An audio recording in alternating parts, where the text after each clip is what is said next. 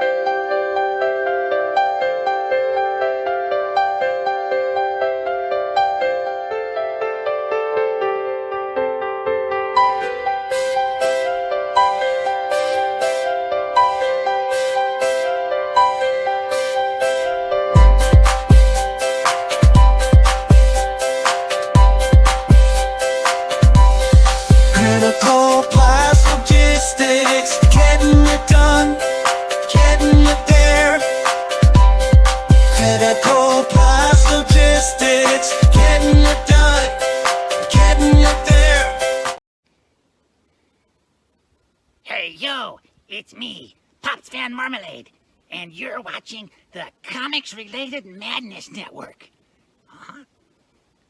So come get some.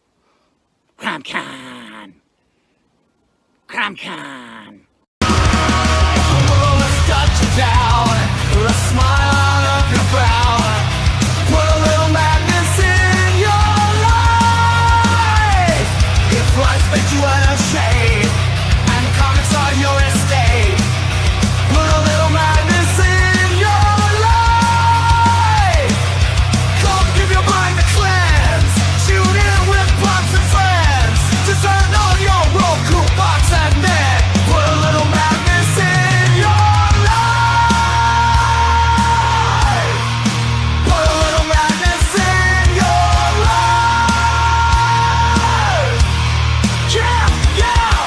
Put a little madness in your life. Hi, I'm Kurtzauer, and you're watching the Madness Comic Network.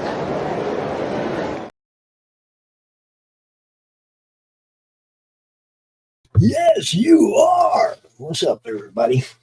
Yeah, I look a mess. I was out in the rain all day watching Little League Baseball, so I had to wear the Hulk shirt because I wanted my grandson to Hulk up on that ball. Yeah, it was fun. Had a good time. But now it's time to go to work.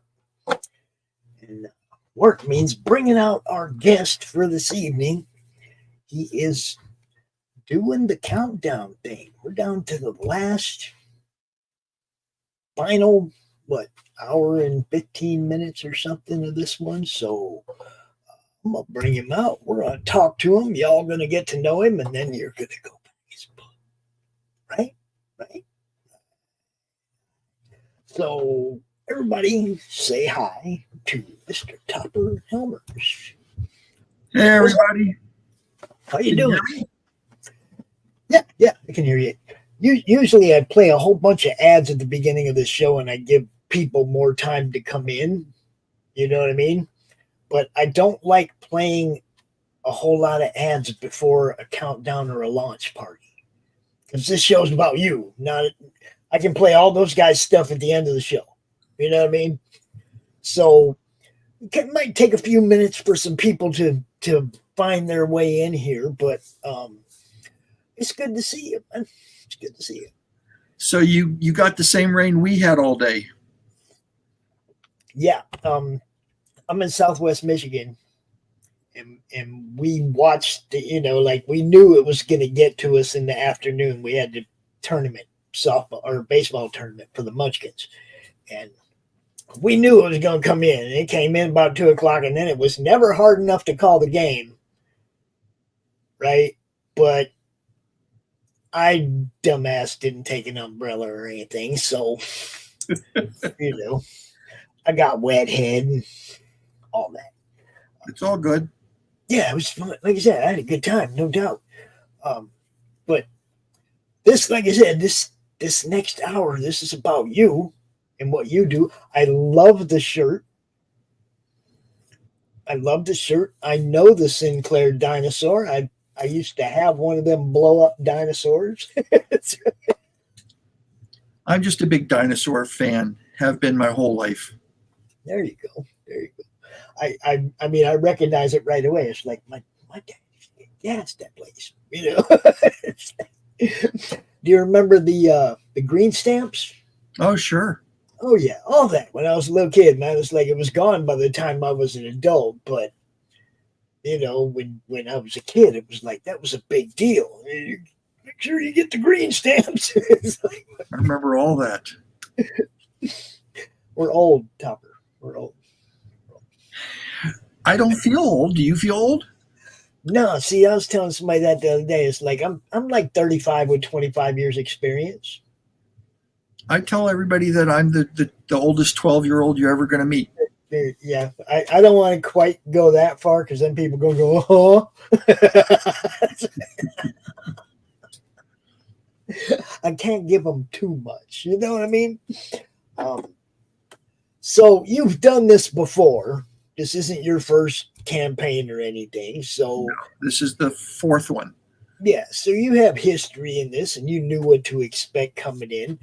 But I have a little something I want to show you, and I want to ask you if this is anything like what you've experienced. Okay. Okay. Hold on. I think I'm bleeding. Am I bleeding? Ow! Ow! Nose and lips! Okay, ow.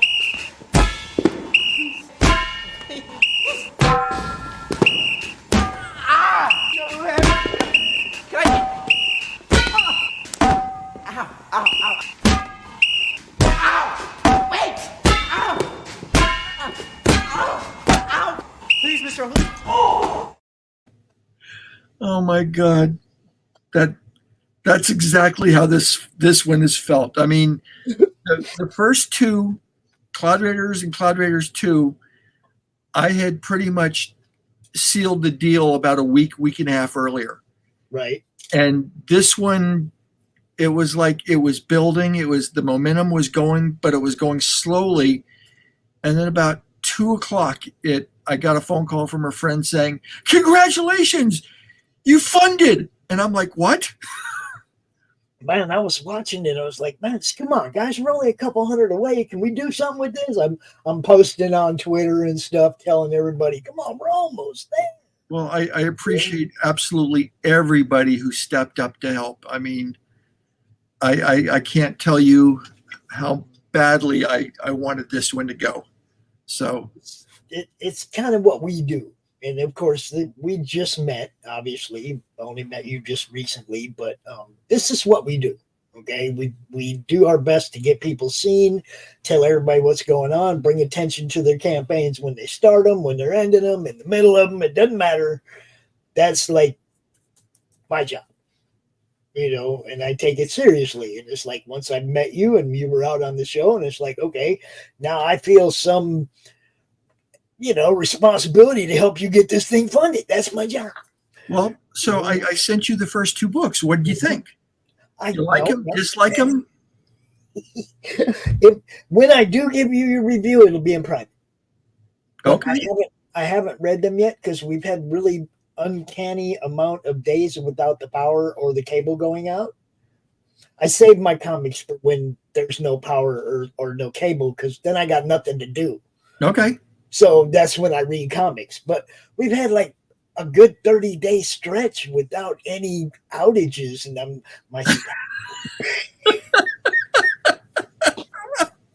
Very nice. But yeah, I will. I definitely will let you know. But I don't do reviews because I work this end of it. Okay.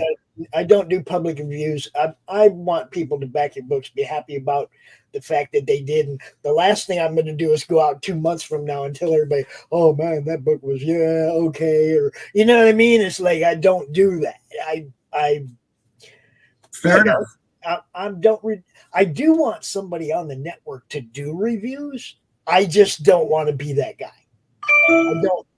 I've been asked to judge in award ceremony things and contests and stuff. I don't want none of that.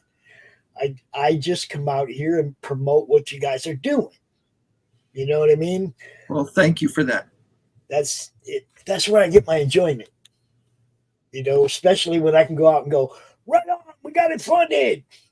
You know, no matter what it is, it's like that's one of my favorite things is to type a post over somebody's campaign with the big old capital letters that say funded. You know, because I go for the little guys. You don't see me out here with the big guys. You see me out here with the little guys, helping them. They're the ones that need the help. You know, I love watching some of these Kickstarters go, and we funded in the first 23 minutes. Mm-hmm. How is that possible?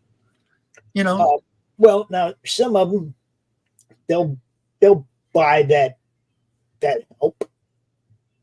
You know what I mean? Sure.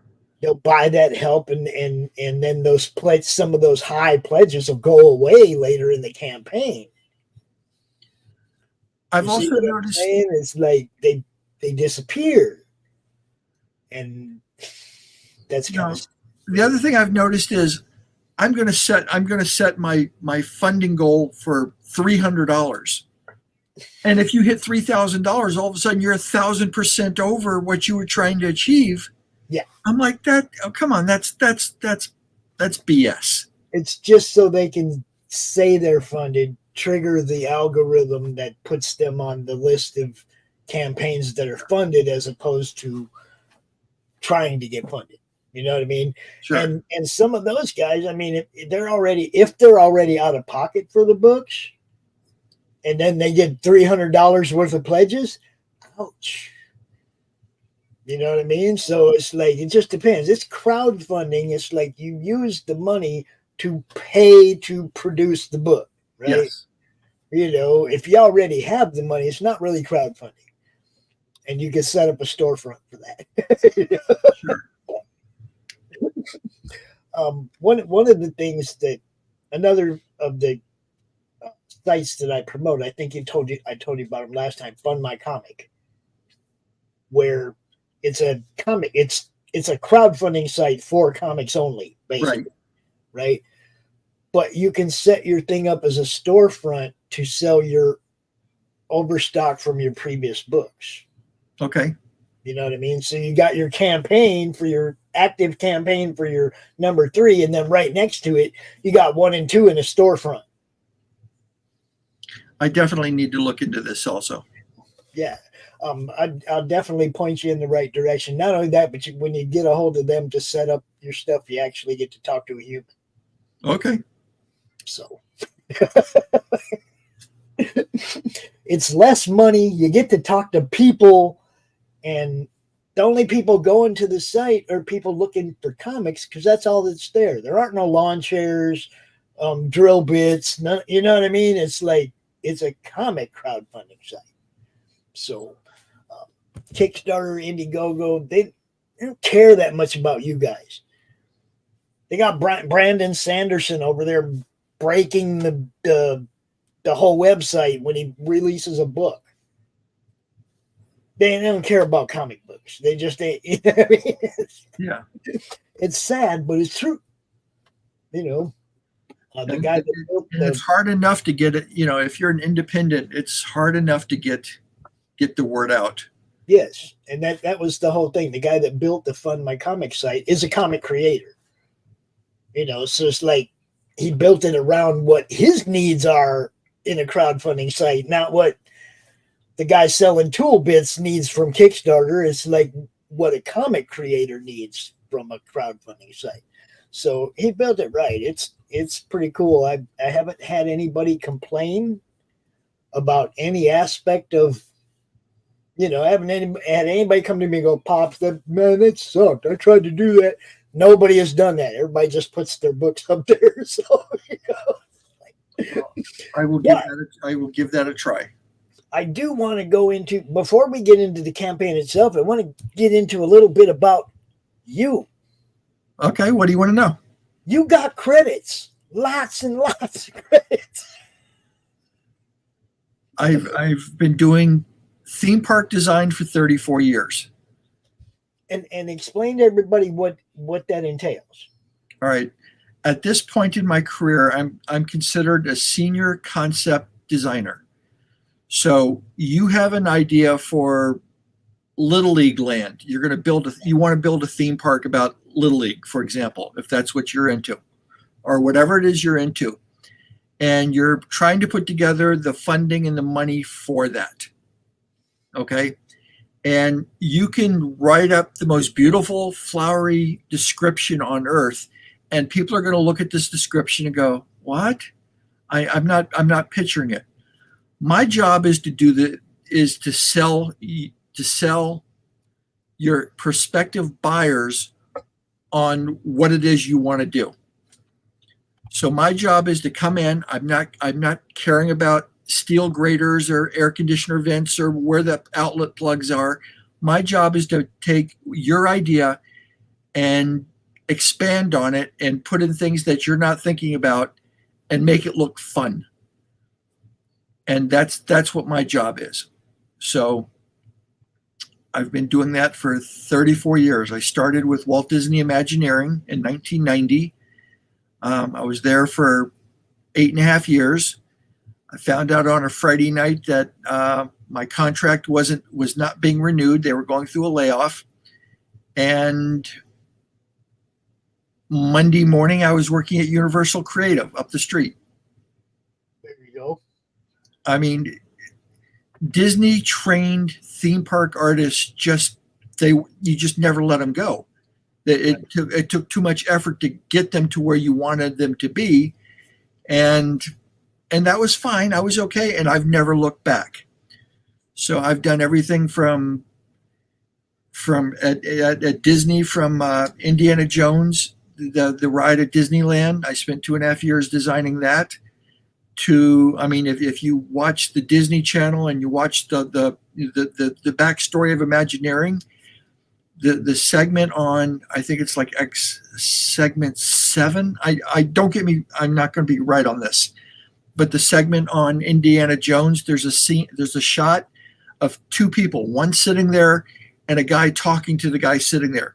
I'm the guy sitting there, and every piece of art behind me on that board are my drawings.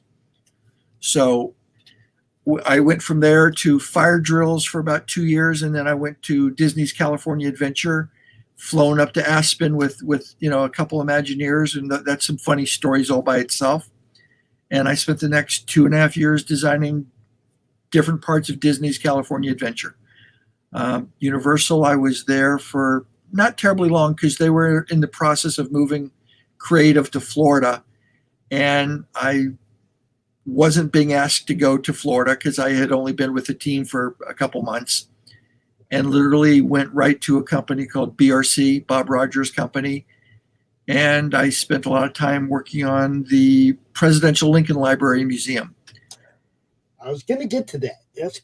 Okay. So I've got drawings that are physically in the entire library and museum. From the minute you walk in and look at the information desk, there's a giant billboard behind them with all the key buildings that were important to the Lincoln story. And then there's Springfield, and then there's different places that are important to Lincoln. Every piece of that art on that giant board behind the information desk is mine. I did it all. Awesome. So let's see what.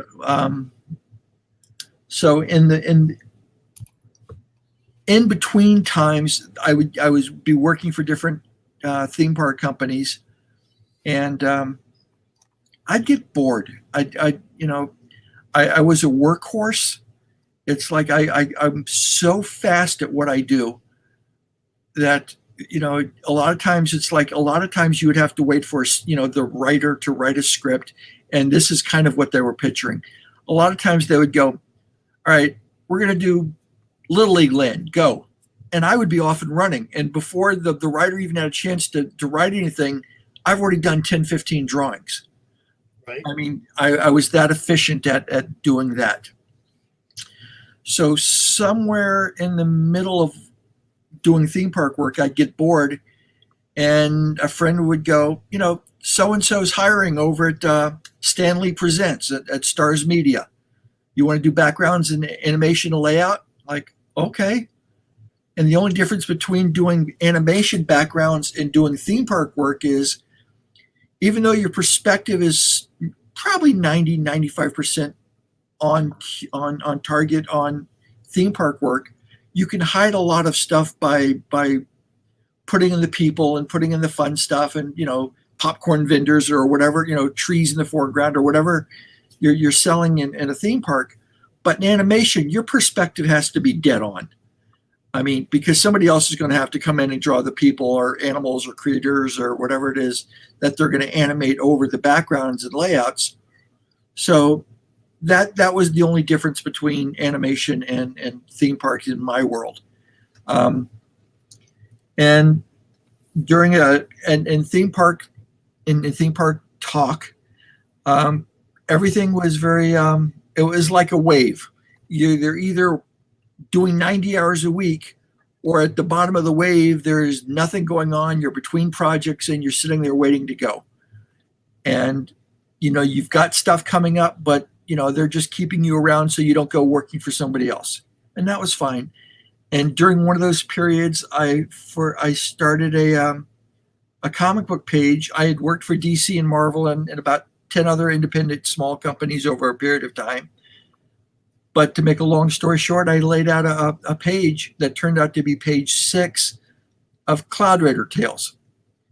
And I did it as an exercise, and I liked it so much, I did a next page. And next thing I know, I had 5 pages, and then a project got started, and that kind of stopped and went away for a little bit. So over a 17 to 18 year period of doing theme parks and animation, when I had nothing better to do, I would work on Cloud Raider Tales. It was always in the back of my head that this was something I really wanted to tell this story. And that's that. So 17 years it took me to get book 1 done. And then it took, it went over so well on Kickstarter that I was fairly motivated to go into do book 2. So I spent the next year doing book 2. That went over really well on Kickstarter. And then I kept going. So the first book was 65 pages. The second book was about 72. And book 3, that is ending shortly, 83 pages. I mean, they're all 100-page books, but right. The actual storyline is 83 pages for this one. And I'm already thumbnailing and plotting out book 4. What I want to do with that. So tell everybody. Oh man, I got some kind of an echo. Tell everybody a little bit about Bonnie. Okay, so Cloud Raider Tales, Volume 3, which this is up on Kickstarter right this second for the next, I don't know, less than an hour, is called Bonnie. That's the title chapter of the book. And basically the gist of the story, it's a fantasy, but it's literally picture galleons, and everybody has seen, galleons and floating through the air. I mean, everybody's, Disney even did a galleon in the air animated series, Treasure Island. Mm-hmm. But the difference in my head was, as a designer, it's like, that's really nice, but a galleon works really well in the water because you've got all the mast on top and the wind pushes the galleon through the water. That's what makes it work. It's a sailboat. The sails work. And in my head, if you're going to put a galleon in the air, well, you're missing all the wind on the sides and on the bottom of the galleon.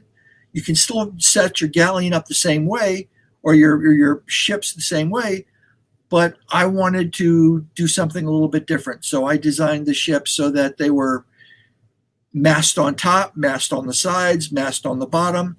So if you wanted to turn to the right, you brought in your sails and the wind would move you around. So that's what this was about. So it starts off in a very weird way because it's not what you're going to be expecting at all. All right, so that's volume 2, or book 2. And It's not a glare, people. That's the art. Yeah, they're coming down in lightning. Yeah. And what happened in when you watch, let's say, example, Lord of the Rings, and you're seeing all the elves leaving Middle Earth. Well, where are they going? They're going to some mystical island that you're never going to hear about again. Well, that doesn't work for me. So in my head, the elves just went to a different dimension. They're still here. They're all around you, but they're just in a different dimension. So animals talk, men talk, all the fairy folk, all the mythological characters that you would ever want can all live in this world. And to get back to Bonnie, the way the people, all these elves and men and animals and all these things that live in this dimension, if they want to come into our dimension, they basically ride the lightning in, and then they've got to catch a storm and ride it back to their dimension. Well, I also like playing with history. In the last conversation we had, I talked about book 2, volume 2, Palladium, which was basically about the Trojan Palladium from the Trojan War, which was a statue given to Troy from the gods. And as long as you had this statue, you were invincible. And to make a long story short, 2 of the Greeks find out about it. They bribe somebody who gets them into Troy. They steal the statue. They run out, and basically Troy falls within a couple of years, which was never going to happen otherwise, according to the gods.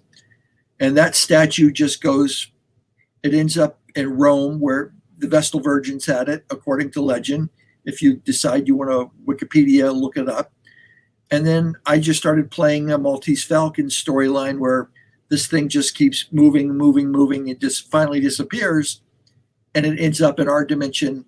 And so they go. There's a big chase to get to the Palladium to steal it, to ruin the evil empire and their armada of ships. So picture 17th century Spain wanting to be, domineer the entire world, and the Cloud Raiders are basically a small band of pirate-esque who are fighting back, but they're dealing with different kinds of ships.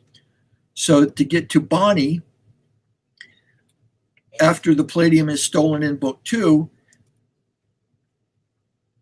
the queen decides that, or the new queen decides that, she's reading all these books on 17th century pirates, and she's like, well, it's a shame we can't go back in time.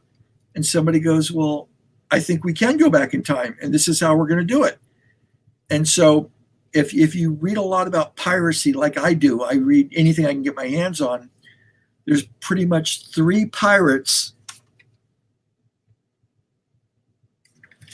There's 3 pirates in all the history of piracy that I've been able to find out anything about that just disappear from the history books. They know how the ending goes for just about everybody. I mean, they're hung, they're killed, they're whatever their demise was. They know the history of all these big bad pirates, and there's 3 of them that just kind of disappear into history, and they don't know to this day. They're still arguing over it. And Bonnie is one of those. She's captured with Jack Rackham and Mary Read off of Cuba.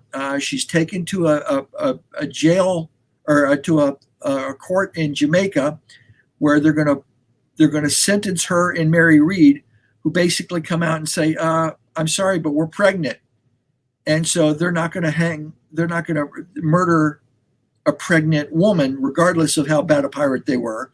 So they put him in the jail cell. Well, Mary Read, they figured out, died in childbirth in jail, and Bonnie just disappears. Nobody can tell you. You can't find one thing that you can tell me that says this is where she ended up. They don't know. She just disappeared. And in my head, why not go get her and bring her to this place? Mm-hmm. And so that's what's going to happen in book 3. They're going to set Anne Bonny loose, thinking that she's going to put an end to the Cloud Raiders, and Anne Bonny has different thoughts on that. So instead of being the attack dog for the new queen against the Cloud Raiders, she says, "Yeah, I don't think so. I think I want to be in charge of everything myself." And so she just goes to war against everybody, and people start flocking to her, and she starts setting up her own pirate nation. And now you've got 3 factions. One can't do this because this is going to happen, or one can't do that. So that's kind of the gist of what's going on with Anne Bonny. Does that make sense? Yeah. Now, dude, I just opened up and started looking at the interiors of these books. I love your art, dude. Well, thank you. I had really good teachers at Disney, and I come at this as I had good teachers at Disney. I worked around amazing artists in animation, and I come at it from a very epic scale. I don't want to tell you a story that you can see on TV. I want you to see Lawrence of Arabia. I want to see, the sky is wide open in my book. And I close in when I have to, but for the most part, I want to tell this giant epic tale. It's retribution. It's good, bad. It's evil. There's a lot of humor. One of the things that you find out really fast that you might question in book 1 is there's no in this world, what's of value isn't gold or money or power. What's of value is socks. So literally, when you put your socks in the dryer and all of a sudden you come out and you go, "Where's my other sock? I've got one sock." Well, all those socks end up in this realm, and that's what's of value. So a pair of socks. So a pair of socks is really unique.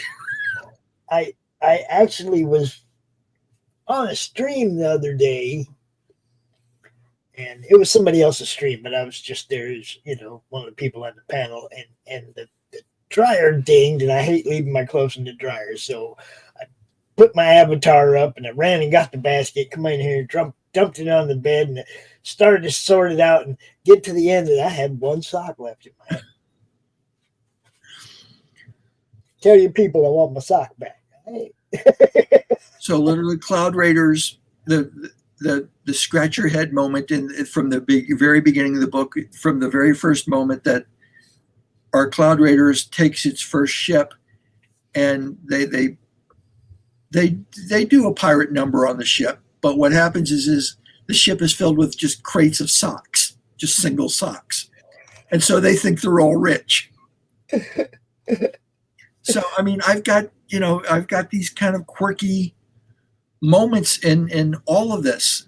It's book 3 has a very funny moment that I'm not going to ruin. There's a little teaser piece of art if you keep scrolling up that isn't going to make any sense. I love that. I don't care what anybody says. That storm on the sea, yeah, that's awesome. Thank you. That panel right there. This one? Yeah, it's one panel of a 3-page little in the middle of the story that you're just like, what the hell is he talking about? But if you're paying attention to and obviously I'm just showing you the art. I'm not putting in any of the balloons here because I don't want to ruin any more of the story than I have to. When I want you to read the story, I want you to enjoy the story. If that makes any sense. I got a friend of ours in the backstage. I'm sorry, what? I said I got a friend of ours in the backstage. Okay. Check this out. You guys know this guy. Hi, I'm Kurtzauer, and you're watching the Madness Comic Network. He coming on? There he is. Hey, how we doing? What's up, Kurt? Fine. So are you still in Iowa? I am still in Des Moines. Yep, Or Des coming Moines? to you live from Des Moines. Yeah, So how'd the con go? it's going well. I did all right yesterday, but did a lot better today. So yeah, I had a good Saturday, definitely. Yeah, well, heck, now I want to show everybody your stuff that Topper did for you too. For those who don't know or who's ever listening, Kurt has got a book on Kickstarter that ends on Monday night. Yeah. Spectrus and Sabanian book number 5 that I did all the interior art for, and I did one of the covers. I think there's 5 variant covers that you did? I think 4. I think four for this one. Okay, I'm a complete liar. So there's 4. I kept it down to 4 this time. You know, trying to be responsible. Hey, look, it's the dang tarot cards blow me away. They're amazing covers. Mog Park is an amazing artist. Yeah, it's gonna be cool.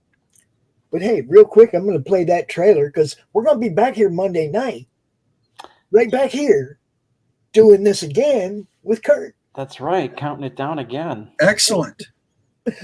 So I'm gonna go ahead and play Kurt's trailer real quick, and then we'll come back and you guys can tell people how you met and all that kind of stuff, right? We got time. We got time. We got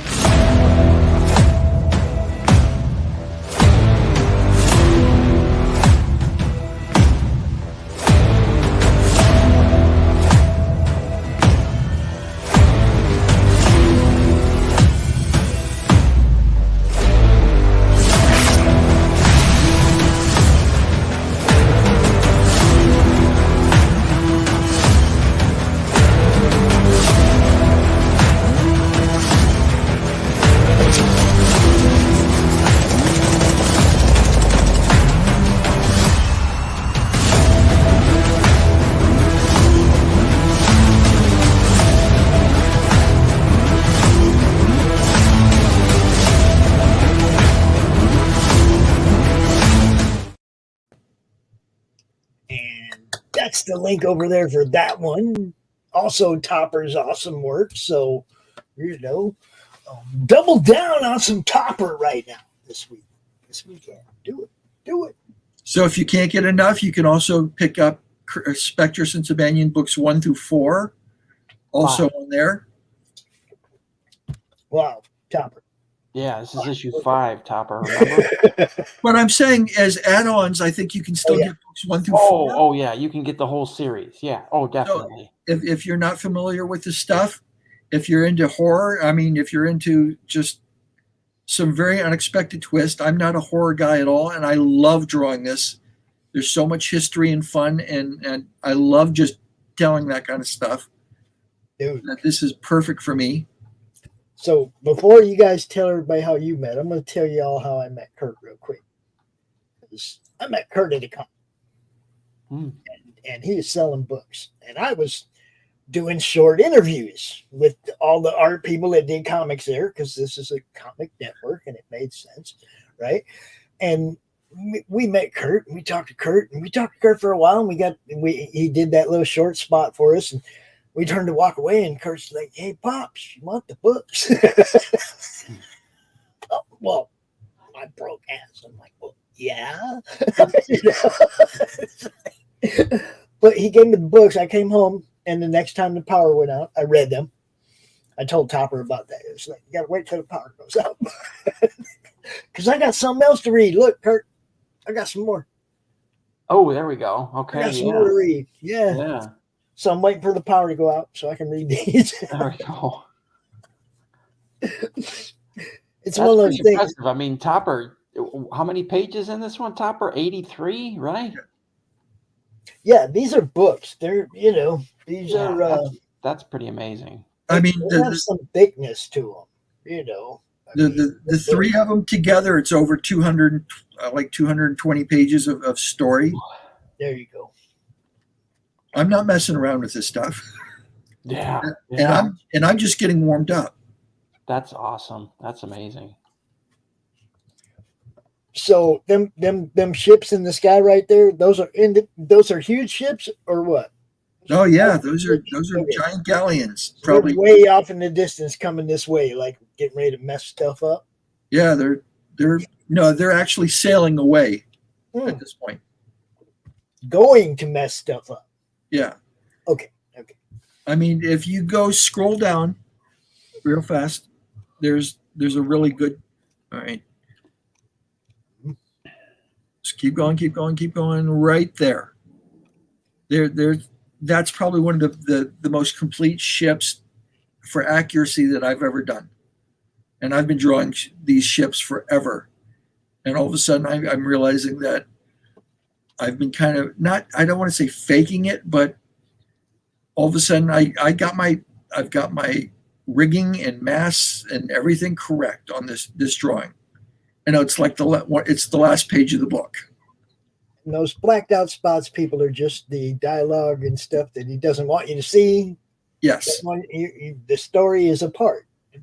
But look, this man, is there a wider out view of this in here somewhere that I can look at? It's in one of these two books. Is there like a wide view? Do you want me to send it to you? No, I'm just wondering if I'm going to get to see what it looks like where the cannons come out and everything. You know. Oh, in books 1 and 2, there's a lot of fighting pages between galleons. I mean, you're not going to be disappointed. I mean, yeah. Then yeah. I mean, I'm already happy with. Just looking at them, I'm like, man, yeah, this is going to be fun to read. It's not going to be a 5-minute read. It's going to be fun to read. I can already tell it's going to be something that you're going to be going back and checking to see if that's what you thought you read. Really? Because you got a little forward and you went, whoa, wait a minute. Is that what I read back there? Yeah. And just know that when you read book 1, all of a sudden I leave you on a major cliffhanger. Like you're like, what? Good. I had people who were really very annoyed with me. Oh. Because I leave you hanging in book 1. You know, so when you get book 2, it picks up right where book 1 leaves off. Hold up. Now, wait a minute. Now I just looked inside the cover.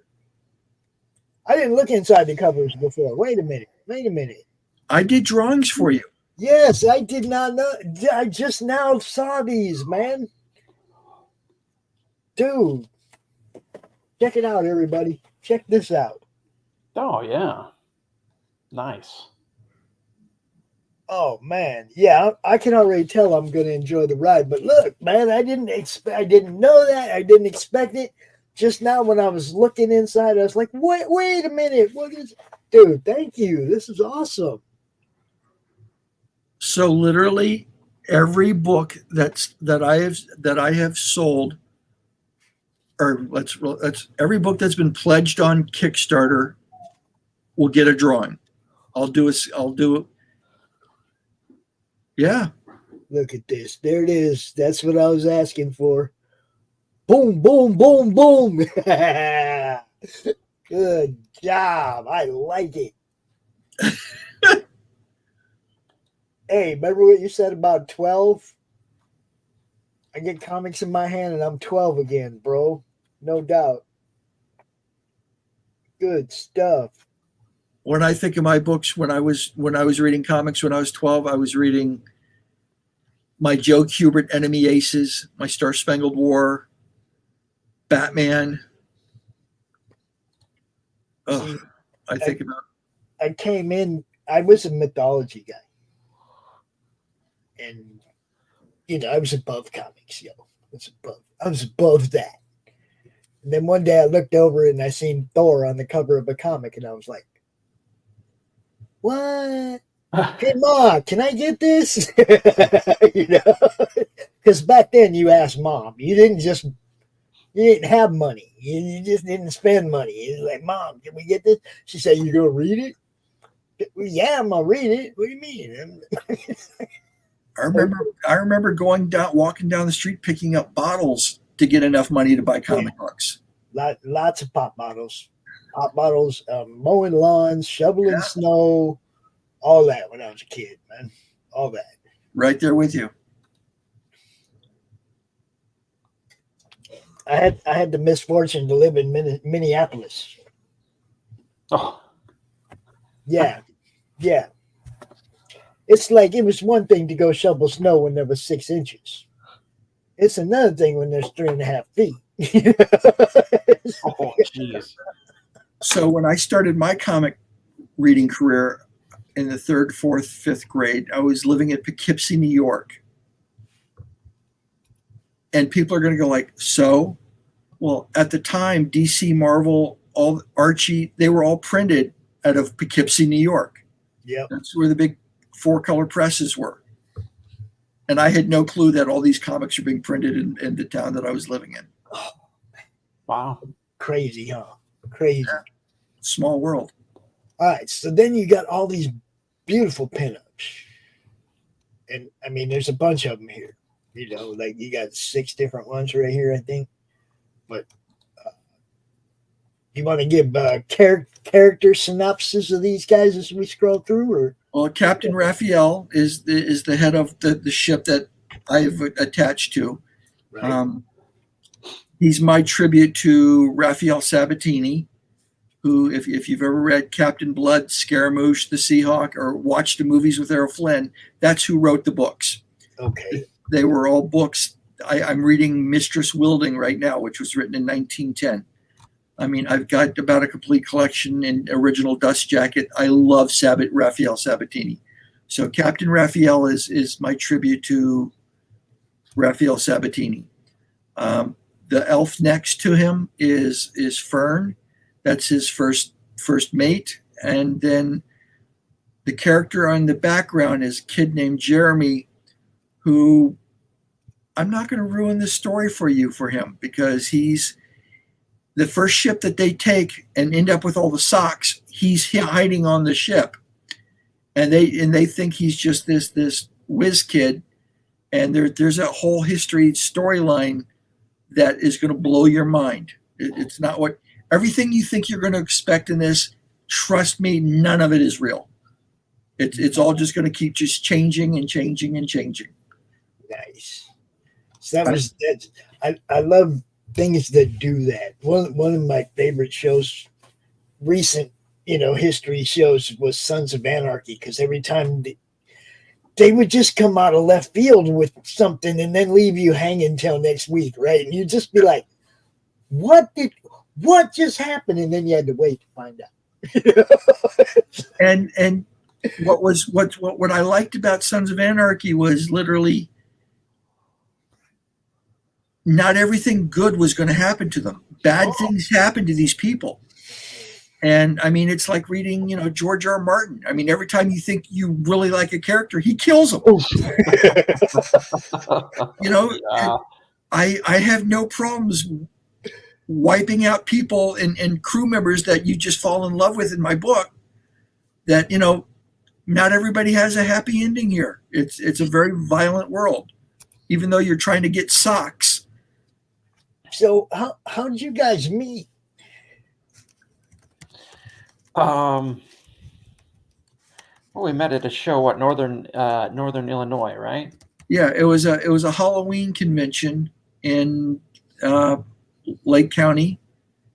Yeah.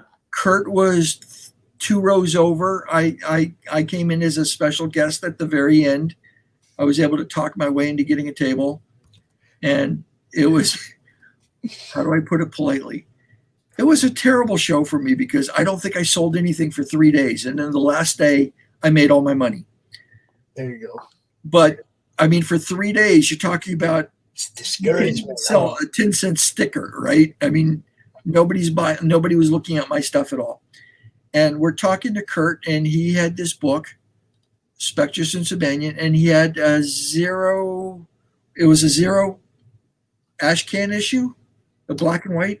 Right. I also had the first. I actually had the first version of issue 1 was also done, and it was okay. I wanted to go with a different artist, and I think you asked me to help you fix something. I was having a problem with some kind of Apple something I had. Yeah, you had a tablet or something. And it just wasn't working. So we started talking, and we traded information. I said I would love to work with you, and he was in the National Guard and went off to Jordan for 2.5 years. Not quite that long. I was going about a year. Okay, I'm a liar again. It was a long time ago. It felt like 2.5 years. Just say it like that. Yeah, it felt like a long time, but yeah, I was gone about a year. Yeah. So when he came back, he contacted me, and I was like, "Who?" Well, no, we were working on it while I was over there. Remember? Yeah, I'm just pages for issue number 1. I like you, Topper. That was yeah, no, that was all going on while I was over there, and it was cool. We got it all done and printed right around the time I got back, and yeah, no, Topper. I remember he asked me, "Hey, I want to do a comic. Let's do a comic." And I was like, "Hey, I want to revise it." We revised the art, and I expanded the story. I think the original book was like 28 pages, and we stretched it out to 32 or 36. I can't remember how much. I think it's 32 for book 1. But yeah, no, we've been just clicking ever since. We've been moving right along. It's been a good time. It really has been. It's awesome. All right, so here's one of my favorite stories. So we're doing book 4. I haven't gotten the script yet for book 4, and he goes, "I need do Cleopatra at her palace." I'm like, okay, double page. Like, really? Okay. Yeah. And that's all he told me. And I've got Cleopatra on her balcony overlooking the Bay of Alexandria, the lighthouse in the background. I mean, this is all the stuff I'm drawing because this is the stuff that I know about the history of Egypt. And I don't have anything saying, yeah, let's put Caesar's, ship here, and he's coming on board, and the people of Alexandria are getting out of the way as Caesar and the Romans are marching towards Cleopatra. And I got to draw downtown Alexandria with Cleopatra and all her body people and slaves and musicians and the lighthouse. You put the lighthouse in there. Yeah. Yeah. I live for moments like that. So that was the first page, and I think that's like a third of the way through the book when it actually makes its appearance in book 4. But again, doing these books, I'm not a horror fan. It's like I have enough problems. I get paid way too much for my imagination as it is, and to me, those people are out there. The axe murderers are out there. I don't need to think about it. That was always me. It was like, man, I just can't. I like some horror movies, but I don't like just the straight slashers because they give the loonies ideas. Yeah. I mean, I can watch Universal horror films all day long. I mean, I've got them all. Dracula and Frankenstein and the Wolfman. I mean, I love that stuff. But slasher. Do you remember that movie Fatal Attraction? Oh. Do you remember that movie? Now that's something that could really happen, That's something that they actually apply that term to court cases, to criminal cases in certain terms. Now, it became a genre of crime. I mean, they attached that title to that genre of crime. That jilted girlfriend side, whatever, right? They didn't used to call that Fatal Attraction in court cases, but they do because of that stupid movie. Well, I'm sure they've always been psychos, though. Yeah. Psycho. That's what I mean. It just gives them new ideas. Yeah, that's what I'm saying. There's already loonies out there. Don't give them a script. So to get back to Spectres and Sabanian, those books, Kurt gives me enough historic background that I'm just having fun with drawing this stuff. I'll draw the slasher stuff when I need to draw it. I mean, I seem to do that fairly well, even though it gives me nightmares. But but he gives me enough. Well, he gives me enough history that I really, you know, a lot of the current book is in a museum. You're asking me to do stuff that I do for a living. I mean, I love drawing museums. yeah, I figured that would be fun. Yeah. You know, it's like he didn't say, well, let's do an Egyptian wing, or, you know, a Knights of the Round Table wing, or, you know, a dinosaur wing. I just draw that stuff because I like drawing it. And that's the link right there to go check those out. You can go check those out too. But tonight, buy this one, and then tomorrow, go buy that one. Yes. We're gonna be back. We're gonna be back on Monday, and we're gonna do the same thing with that campaign. We're gonna come out here and we're gonna cover it top to bottom. Who's Pirate Alea? So Alea starts off. So I had pretty much drawn all of book one, and I wasn't happy with it. Just felt like it was just A to B to C to D. And I wanted the story to be a little bit more complex. And I finally had this epiphany of something I could really do to really turn this book around. And I start off with the first five. I go back and I redid the first 5 pages. And Alea is this girl growing up in Iowa who is going to be she thinks she how do I'm trying not to ruin the story for people, but basically she's from my dimensional world, but she's been put here on Earth to protect her, if that makes sense. Right. And that's so when she actually gets dragged back to that fantasy, she thinks is just, you know, stories that are a cousin has been telling her, you know, that she's been drawing these stories thinking that, you know, he's coming up with this great world, not realizing that he's telling her stories about his growing up and him protecting her. And she doesn't know any of this. So when she goes back, we put her story in a whole tailspin that you're not going to see coming at all. And she goes through some very severe character flaws and changes, and that's my kind. Yeah. So here I've got her just as Pirate Alea. Mm-hmm. That's my kind, though. The kind that's you know, just a mess, but you love her anyway. That's my kind. This is one of 2 sisters, Fern and Moss. They're elf sisters. Fern here is an archer, and her sister is a swordswoman, and they're both badasses. Okay, now I see the centaur on the side of the ship over there. Okay, What's so up the Black Centaur is the Captain Raphael. She and her sister and a couple other characters are all the crew members for the Centaur, the Black. Okay. So that's her ship in the background. So Right. she's actually boarding another ship and screwing somebody's life up. Cool. Okay. And party time with Captain Mana and Fola. What's up? Okay, Captain Mana is kind of like if you look at the design on the back, her ship is called the Black Cat 8, and it's all cats.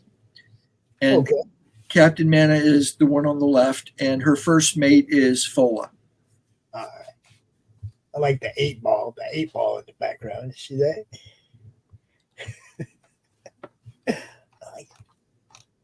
All right. Frecky. I have a feeling that this is the guy.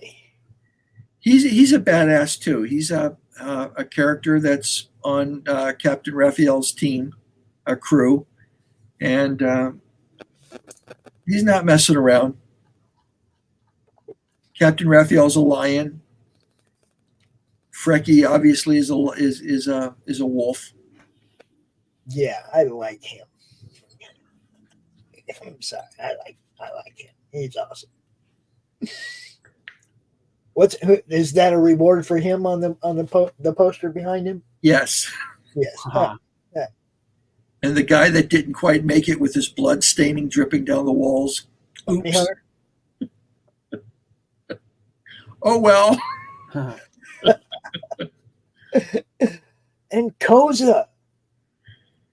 All right, so she's got a very sordid storyline. I have to make it really clear to anybody who's listening. Cloud Raider Tales is fairly PG. I mean, there's maybe a handful of words through 220 pages of story that you could hear on any nightly TV show. Right. There's no nudity. I mean, there's some very sexy drawings, but there's no nudity. There's nothing that's vulgar. Right. I mean, I think of it as I work for Disney for a living. You know, we can't put Nazis in Disneyland, and we can't put, nude women. That's probably a good thing that you can't. Well, I mean, I'm not going to say what I'm thinking.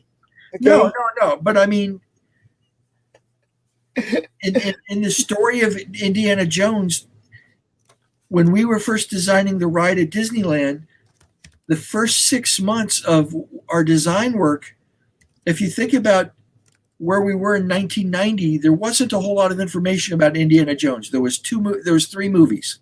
Right. There was no Indiana Jones TV show. There was a couple paperbacks. There was no comic books yet.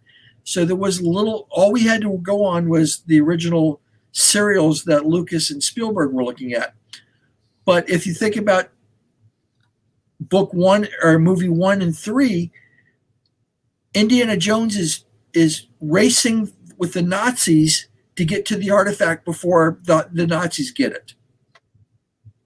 And so when we were first coming up with the Indiana Jones ride, I probably did several hundred drawings that had Nazis in them. I mean, you were racing against the Nazis to get to whatever the artifact was that we were trying to get to.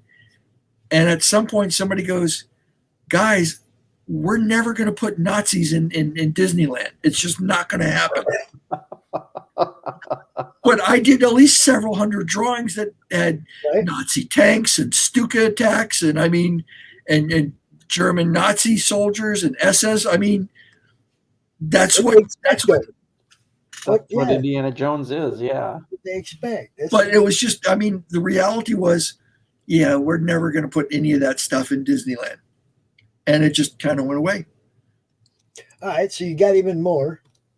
You got Captain Raph. Okay.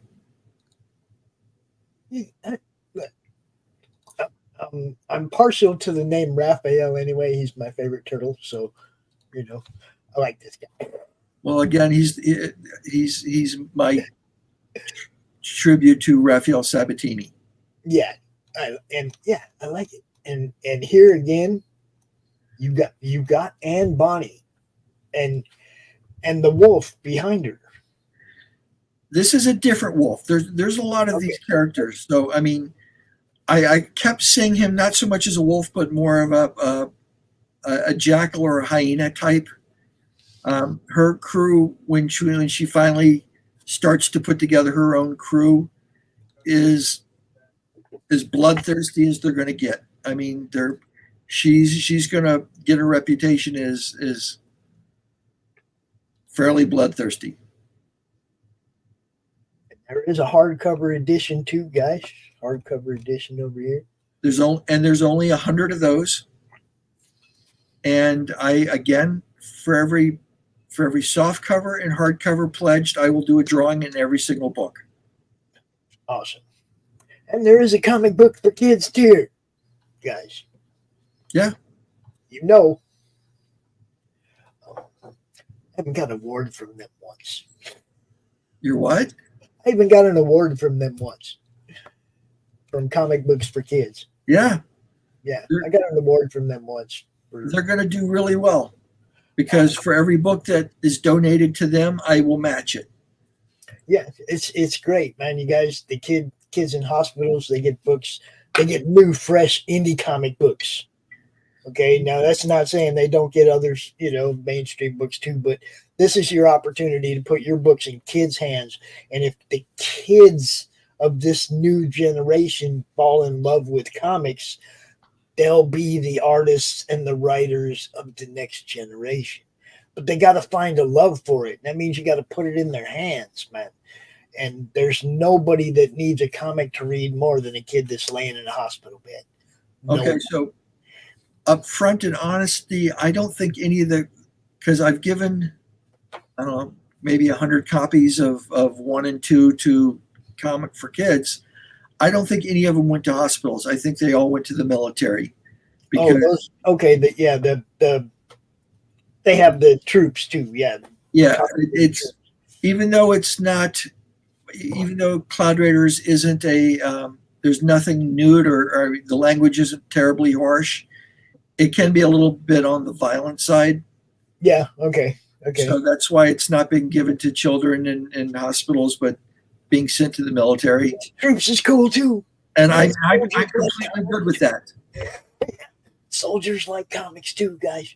That right, Kurt? You betcha. Did you go to the PX and get comics when you were over there? Actually, I got them delivered from what's that place in New York?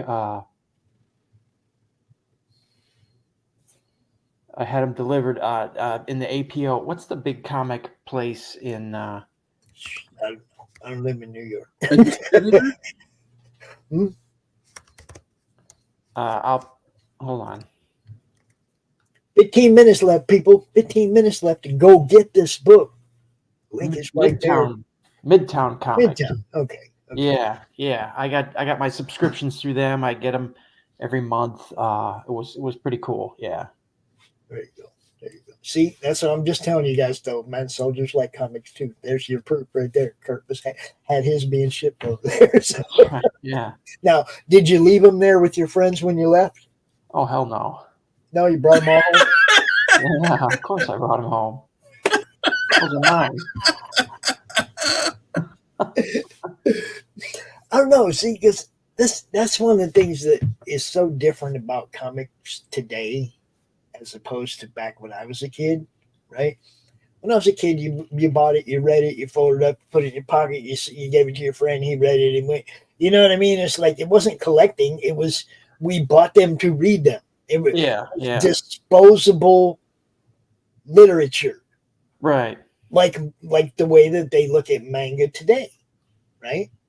They buy it, they consume it, they give it to their friend, he consumes it. You know what I mean? It's like it's not considered collectible. Back then, the only people collecting comics back then were the people that were setting up the industry for grading and the scam that is. Oh, I'll get into that some other time.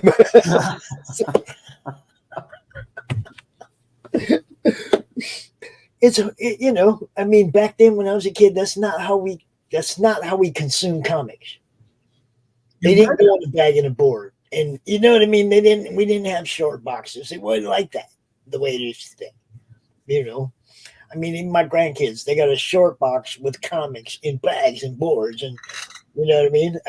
It's not how we did it when I was a kid. So there's 10 minutes left on this. Yep, 10 minutes. 10 minutes. What else we got here? What else do we got? We got volumes 1, 2, 3. The whole banana right there. If you need to catch up and you want it in physical form, $75. I've got actually a very few copies of hard. I mean, I can still put together a few sets of hardcover 1, 2, and 3. Okay, cool. Soft covers I've still got. We got hardcover with the drawing on the inside. Yes. All right. So, for example, the sketches that you showed were right. They're 5, 6, 7 minute sketches. The ones that I do for the $75 on the hardcover is a really nice pencil drawing. All right, cool. Nice and tight. That one's gone, people. There's a couple of them that are gone, and I just didn't get. That was good. That was a nice one too. Look at that. Oh, I like that one too. I really enjoyed drawing Anne. I really like that one. That was sweet.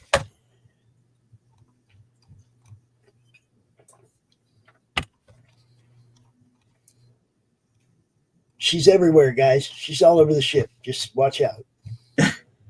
Just watch out. Topper, man. You've been everywhere and done it all, bro. Well, I just picked up another theme park job yesterday that I have a big meeting on Monday. Slated for Saudi Arabia. Oh, I think. It's a Middle Eastern country, I know that. But I think it's Saudi Arabia. But 7 minutes left, people. 7 minutes left. You can get all three. You can get number 3. yeah, give Topper a bump here. Yeah. Need a little cushion, man. Need a little cushion. He's like, almost 300 over the funding goal, but you guys know how that works. Give him a little cushion to work with. Come on. Help a brother out. Look at all this original art, dude. See, I go down here now. I'm going to go down here. I'm going to see the one. Oh, yeah. Yeah. Oh, yeah. Look at those, man. Good stuff. thank you. Beautiful. And you can even be drawn in, guys. Yeah, we did that for Spectrus and Sabanian. We've killed off a couple people. They wanted to be murdered. What the? Why Yeah, not? luckily the guy, this issue that's on right now, yeah, the guy's a horror fan, and yeah, we did him in. We did him in right. It was pretty gruesome. And the first 3 pages. Yeah, the book opens with a bit of a bang, but And look, guys, you can get a page. You can get page art. yeah, Topper Page doesn't part. Topper doesn't part with his stuff too easily either, so that's a big deal getting a page of art from Topper. It's not that I don't do. I don't know. I'm sorry. I put too much effort into getting these things done. Oh, I can imagine. It's amazing. And I've been collecting art for way too long to see how many people have sold comic pages, and then you see them 3, 4, or 5 years later going for $50,000. When they sold it for $100. See, now I got some pages. I don't know what they're worth, but I got. What do you got? I got pages from indie comics. Okay. From people like that, do you know Glenn Fleming? No.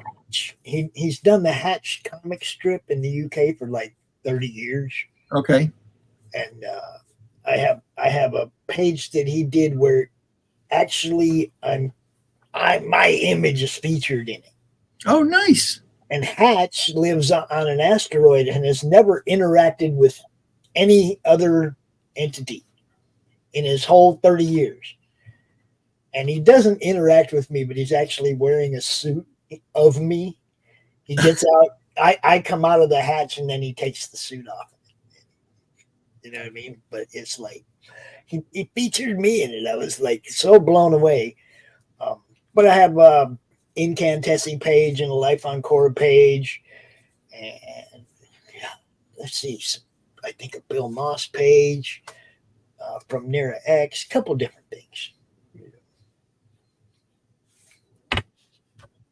Yeah, oddly enough, I don't collect a lot of comic book pages. I've got a lot of comic illustration. Right. I've got Prince Valiant originals and Frazetta, and I mean the guys, Jeff Jones and Williamson and Krinkle and Kaluta and Wrightson. That's the stuff I collect. Yeah, well, if I can afford, if I can buy a Wrightson, I don't want. Trust me. but to be honestly, when I was buying that stuff, the guys were all still alive. I either knew them, or it was still. I mean, it might have been expensive, but it was affordable. Not like today, right? There's a guy named Andrew Mangum. He did Hatch, and he does a lot of covers. Done a lot of Chaos covers. I think some Dynamite covers and whatnot. But he did the book Hatchet, the serial killer. You know, the guy with the big old scar on his face. Okay. You know, the first piece of art I bought was from him, and I sent him some money, and he sent me the art with a bunch of other cool stuff, right? And I was like, no, dude, I'm trying to help you make money. It's like I sent you money for the art. Now I feel like I gotta give you some money for all this other stuff. So I sent him some more money, right? So what's he do? He sends me some more autographed comics. That's nice. That's cool. Yeah, Andrew's awesome. But he sent me a published, I think it is a published panel from a Hatchet book. And it is just an amazing piece of art. And it was like the first thing I ever bought. You know, I've gotten a lot of cool stuff since then, but that piece still like centerpiece of my wall. You know, what do we got left? 1 minute? One? Really? 2 minutes, people. Come on. What's it at? We had 45 backers, 57.71. Okay. We have people watching. Come on, yo. Last chance, guys. Last chance to get this one. 116 seconds to go. Look. Oh, yeah. Oh, yeah. You're going to get them. There's no question about whether or not you're going to get them in your hand. All right? You're going to get them. This is number 1 and number 2. And like I said before, this one, that is not a glare. That's the actual art. They're coming down a lightning bolt. Pretty cool. Pretty cool. But number 1, number 2, number 3, you got like a minute left. Get on it, people. What can I say? Get on it. This is good looking stuff. You won't be disappointed. And it really looks fun. I looked on the ends. Look, it really does look fun, guys. And it looks like it starts out right from the beginning with some action. Yeah. So right from the beginning, like Mike Barron says, reach out, grab him by the throat. 1 minute. 1 minute. This thing's about to be done. It's been a long month. Let's see. Yep. 30 seconds. There's no small amount of stress that goes along with a Kickstarter. Oh, I know. I showed him the dodgeball clip. Kurt, have you seen that? The dodgeball. Oh, from the movie? Well, yeah, it's from the movie, but 18, it's been 17, 16, 14, 13, 12, 10, 9, 8, 7, 6, 5, 4, 3, 2, 1. Whoopee! All right. There goes fireworks. Kurt, this is what I'm talking about. Now for Topper, this just got over with, but for you still got a couple more days of it. So Monday night, yeah, is when it ends. Get up close to the screen and watch this because it starts with the launch. But Hold on. I think I'm bleeding. Am I bleeding? Ow! Nose and lips! Okay, ow.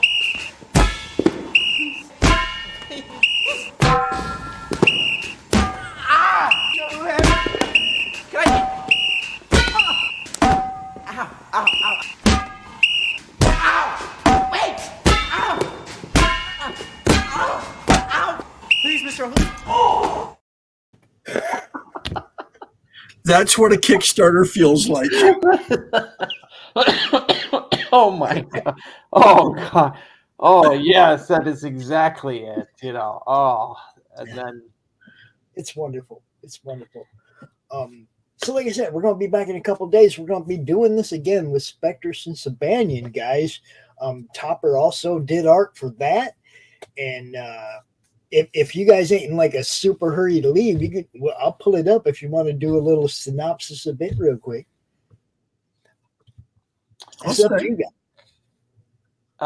Okay. Spectrus and Sabanian is a supernatural thriller. It's the main character is a ghost, the ghost of Cleopatra's top assassin. She's lived into the modern era. She wants to find a human identity. She wants to be a person again. But she's also bound by an ancient curse to a demon named Sabanian, and the two of them, their fates are interlocked. They can't really exist one without the other. And Spectress is just a relentless personality. She wants what she wants. She's created this plan, and she's going to see it through no matter what happens. And maybe when everything's done, this will affect some kind of change in her. But right now, she's just focused on what she wants and her goals, and she wants to be an archaeologist. She wants to tell the real story of Cleopatra, her ward that she failed to save, and she wants to tell that story. But there are other supernatural beings out there that she doesn't know about. She thinks it's really just her and Sabanian, but there are other things that go bump in the night out there, and some of them are her fault, and some of them are not. So it's pretty intense. Every issue has a big blast of action. Every issue has maybe a flashback here or there. In this issue we kind of look at the Egyptian afterlife. Topper does a really amazing scene where we see the weighing of the heart ceremony from a lot of people know that one from the ancient Egyptian art. It's really cool. So we kind of bring that to life, and Topper's art is amazing, and Wesley's colors really just smash it. It's just amazing. And then we get into a Spectress has Sabanian kind of disguised, and she stuffs him in a museum and hopes and pretty much just assumes everything's going to be okay, and go figure, they're not. Yeah. So that's kind of what happens in this issue. Things blow up, and then there's going to be a huge explosion in issue 6, which will close out the story arc. And there's a cover by Topper Helmers right there. Yeah, that's the Bloodshade. That's a nasty version of Spectress right there. That's kind of her polar opposite. Oh, okay. There you see the blue, you got the gold and the blue, and there's a difference between the two, correct? Yeah, we're doing a limited numbered. It's going to have holofoil and gold foil and spot UV.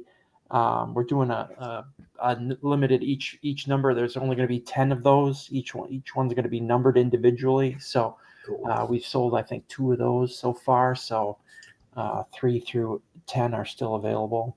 And then there's that. And there's the devil. Yeah, if anyone's a devil, it's definitely the villain in this story. It would be the Bloodshade. Yeah. The tarot card covers by Mog Park. They're badass, guys, and there's more of those. So hold on. And here's our Stray Cat Strut. There you go. Gotta love it. Chris Enoch. Good stuff. Yeah. Wanted to do at least one kind of more upbeat cover, and rockabilly. Spectress loves rockabilly, and she wants to she loves music, and she's even got her own little upright bass sitting there in her apartment that she rarely gets to play. So she wants to jam, man. That's right. Yeah, I love how he's got the music notes interspersed with hieroglyphs in there. It's really cool. I love it. It's good stuff. Great art. And there's some more. Yes. Yeah. You know what? In retrospect, you were right. There are 5 covers in this issue. Mog's doing. We're going to re-release issue 1. Oh, yes. This cover with the moon, and it kind of it fits issue 1. Kind of the anxiety and the intuition that are present in that issue. Yeah, I think it's pretty cool. And yes, we already talked about this. You know what I want. All of them. No. I just love what she does, man. Shit, been following Maud for a long time now. You know, I've known her longer than I've known you, Kurt. What can I tell you? Really? Okay. Yeah, I've been following Maud for quite a while. Okay. Yeah. I don't know. I run into people everywhere, and it's like just like when I found out about Toppers, like, oh, you got to come on the show. Yeah. It's like as soon as every time I find somebody, especially smaller creators, I want to get you out here and get you seen, and I ask everybody to share out the stream and share out these links because that makes my reach longer. Then you're adding your reach to my reach, and the more that happens, the more people see the book, and the more chance somebody else is going to buy it. It's all about. It's still word of mouth, people. We just use the internet instead. Yep. Yeah. It's still word of mouth. It's still you tell somebody, they tell somebody. I tell two friends, he tells two friends. Blah, blah, blah, blah, blah. Same thing, right? It's the same thing. It's just using the internet to do it. But if you don't click them buttons, it don't happen. It's pretty simple, man. It's all designed to point and click. Point and click. Yeah. But yeah, look at the interior art. This is amazing. Look at this. And old Doc would really love this too because it's got that Nor. And yeah. Yeah, Doc, I love the way Topper draws the guy here. He's a North Korean colonel, right? He's kind of like a secret agent. He snuck his way here from North Korea with the Bloodshade, and they're after this thing that the Bloodshade wants. So nice. That's kind of what brings him into conflict with Spectress, yeah, and Sabanian. And I like to play with the black, the white on black, and the Spectress, or the Bloodshades word bubbles. I like the white on black for the bad guy. Yeah, yeah. That's nice. Yeah, that's Letter Squids. He's I like him a lot. He's going to be doing my books from here on out. Yeah. Nice. There you go, guys. This stuff looks good, man. Look, there's 45 hours left on this one. We'll be out here Monday evening closing it out, but just get it now. Don't wait. Don't wait. Yeah. Oh, look at that. Damn. Topper, you did that? Come on, guys. Come on. Go get these. And I can vouch for the fact that I'm looking forward to book 5 in this series. So I gotta say though, the art was okay. Wes does an absolutely freaking amazing coloring job. Yeah, Wes is. He makes me look pop. No doubt the colors pop off that page. I'd still love to see the line work. He makes me look good. That's what he's supposed to do. I'm surprised Wes doesn't get more. He did Wonder Woman Historia, which is pretty big. I think he said he still gets checks from that, which is awesome. Good for him. I'm surprised he hasn't been snatched up more. Dang, I always know people that are looking for a good colorist. So maybe we ought to try to get him to come out with you on Monday. We'll see. I'm not sure if he's too. Yeah, I'll ask him. Yeah, we'll see. I mean, he can hide behind an avatar. I don't care. Yeah. I mean, I want to hear his story. I don't need to. He don't have to be pretty. He don't have to go.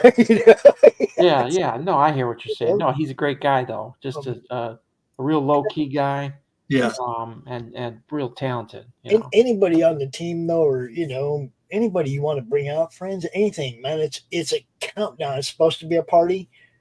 Make a party of it. The more people we have here on the panel and sharing it out, again, like I said, the longer the reach gets. So anybody you want to invite out, guys. How close is this to funding? 96%. I got about 250 to go. There. 250? Yeah. It's right there. It's right there, man. Yep. almost there. $252.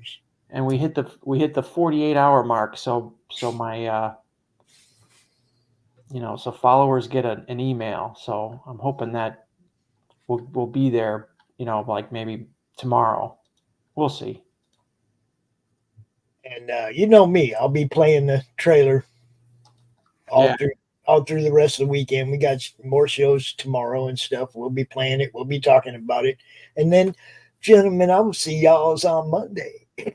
Yeah. That's so nice. Thanks, Pops.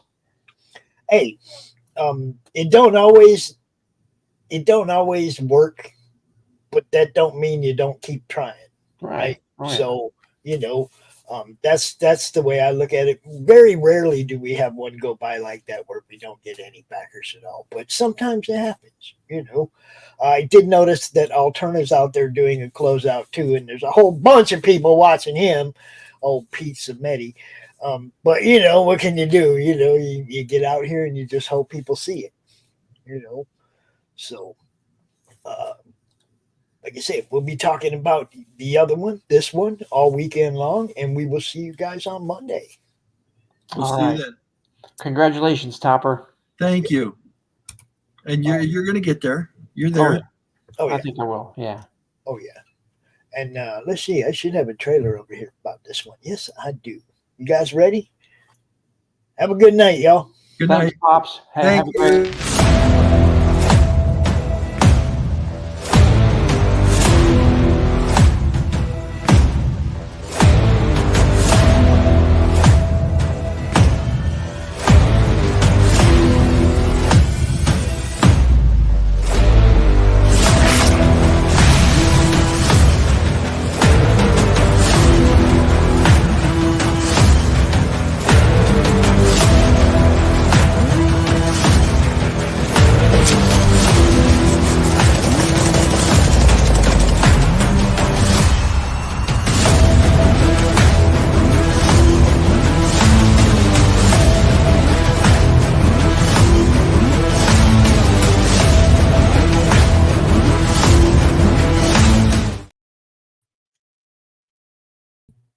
And yeah, I kind of forgot. We got another one that ends in just a day or two. So check this one out too.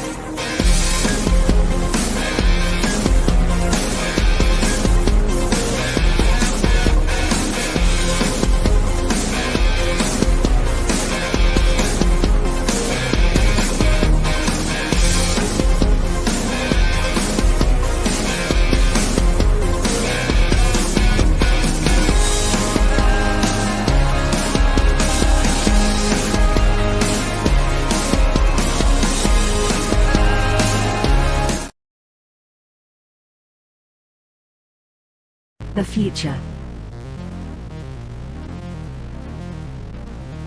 The final frontier.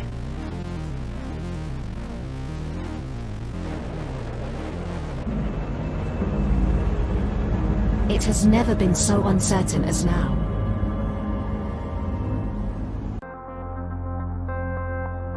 AI, VR, haptic wear, nanotechnology, mass destruction with a remote click.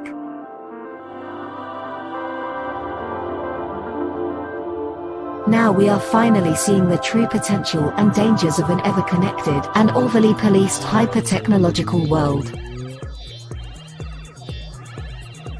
Have we finally become the architect of our own demise?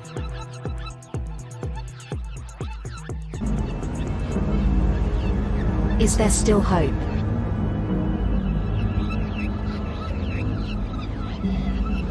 Welcome to the future.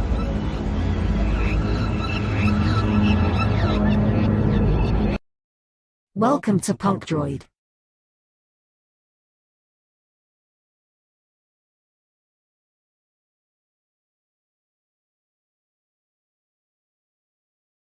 An ancient evil, billions of years old, wages war on the universe.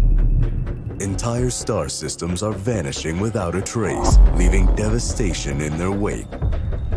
Nexus, the intergalactic guardian of lost souls, must stop the unnameable terror and its expanding scourge of destruction. The totality of everything in existence will collapse upon itself if he fails. With the fate of the cosmos in the balance, Nexus must confront his most dangerous adversary yet. Can he save creation from total and certain destruction, or will darkness reign supreme?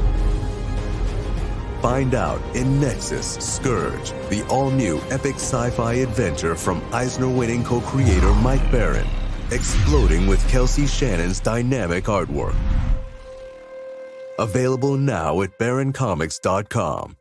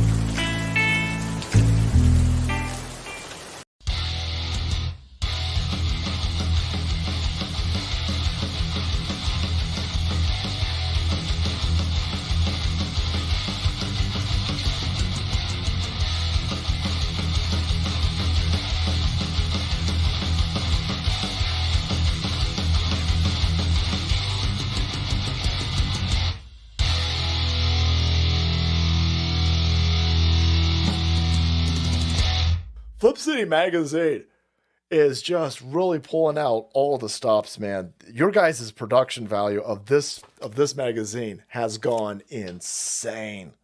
I mean, look at that. I mean, I remember when you guys, it was black and white. Even when it was black and white, I thought your quality was great. But damn, they have just, I mean, they just really stepping it up a notch. Look at this. James Corbett, boys. James Corbett. Genuinely cutting, but also funny and obviously just chaotic and very fun. I love Flip City. It has brought new types of badassery and integrity to the print medium.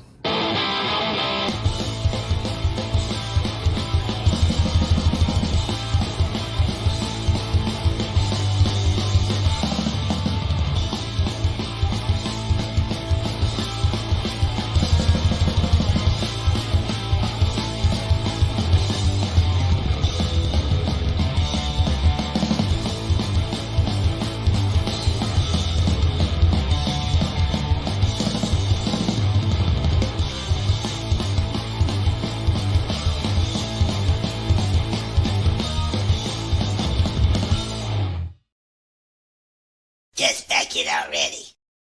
Comic Books for Kids provides comic books to kids in hospitals and cancer centers across the U.S. It's a place where we can all work together to make sure every child has a comic book. 100% of all proceeds go towards the kids. It's about making a difference, and while they're in the hospital, allowing them to fly like a superhero, battle dragons, or rescue teddy bears. We are in every state in the country and now support over 160 hospitals. Every month, we add more. Visit cb4k.org. How do you end this thing? How do you put the where's the brakes on this bus? I forgot. Jazz hands.